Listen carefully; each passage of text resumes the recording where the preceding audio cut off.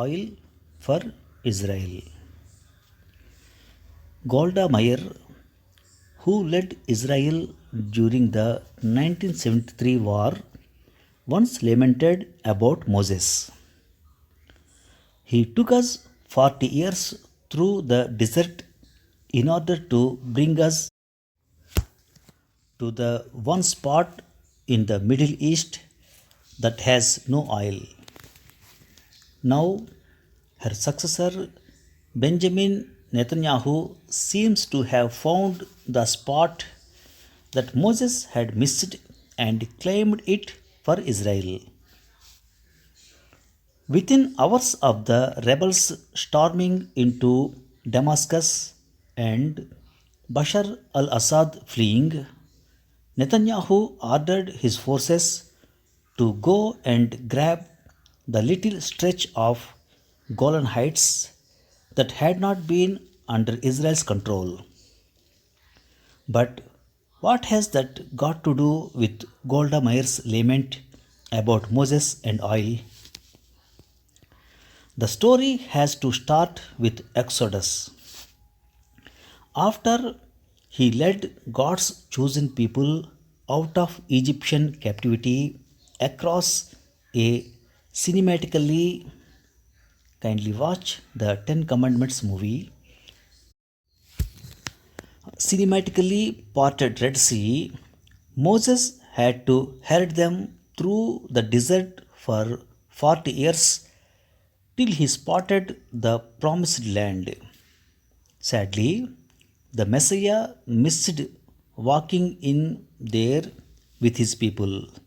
That honor went to his disciple Joshua, much like in the case of Ferdinand Magellan and Juan Sebastian Elcano, who sailed around the globe for the first time. The Hebrews lived and prospered in the land of milk and honey, fighting the Philistines, resisting the Romans, and crucifying the Christians.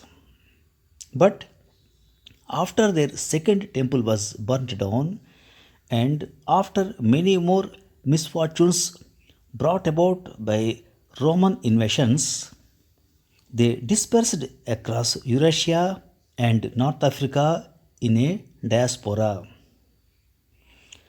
2 millennia later, there appeared David Balfour, Britain's Secretary of State, invoking the power of his empire and promising the Jews their promised land again. Balfour could make good his promise. An army of Hindu, Muslim, and Sikh troops from India, marching under a Christian commander, had just secured the land from 7 centuries of Muslim rule. Jews from all over the world started pouring in by the 1930s, and in a decade and a half, they formed a republic on the sands where they invested their blood, toil, and tears to draw out milk, honey, and more, but no oil. Strangely, all around them were the Arabs, hostile and ruled mostly by amirs, sheikhs, kings, generals, and a few lifelong presidents, wallowing in oil and making petrodollars in billions. This quirky ethnic geology prompted Golda Meir's lament. Since Golda Meir's days and even earlier, Israel has been digging for oil and fighting the Arabs.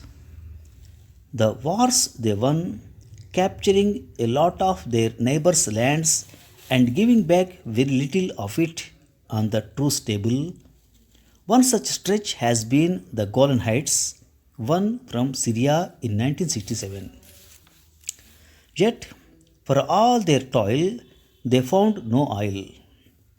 None of the oil streams of neighboring Arabia would leak into the dry little land. Then came an abracadabra moment. Like in an Arabian Nights tale, there appeared a genie in 2015 showing them oil under the Golan Heights. No joke. Genie Energy, a US company, drilled the Golan and declared that the plateau was swimming on an ocean of oil. Even as the world protested, the UN condemned, the Arabs cursed, and the Syrians seethed, Israel started digging there. In 2019, Donald Trump led America declared Golan as sovereign property of Israel, but none followed suit. Now, what has Netanyahu done?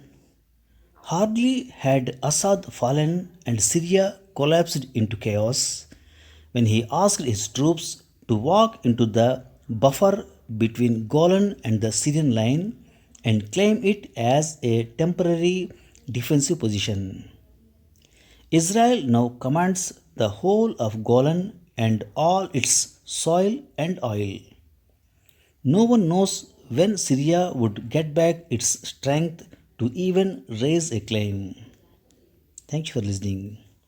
Now, some word power. The story has to start with Exodus. EXODUS. Exodus means a mass departure of people. The Hebrews lived and prospered in the land of milk and honey. Land of milk and honey means a country where living conditions are good and people have the opportunity to make a lot of money.